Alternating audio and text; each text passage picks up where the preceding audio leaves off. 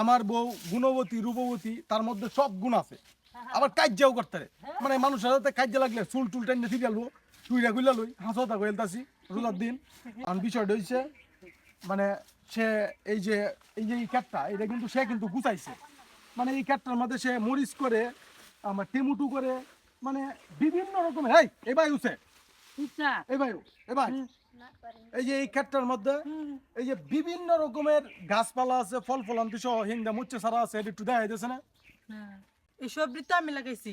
মানে আমার কিন্তু এই চুল পরিমাণও কিন্তু পরিশ্রম নাই। এই যে গাছ গাছালি লাগানোর পরে যে এই যে সুপারি গাছ এ ভাইও, মানে বর্তমানে সুপারির যে হারে দাম খাওয়ার লাইগা, 50 সুপারির দাম 50 টিয়া।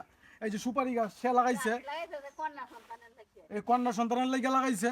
আর এই না এই যে আমরা ভিডিও দেওয়ানোর লাইগা এই যে হুজুর রাখার হয়েছে।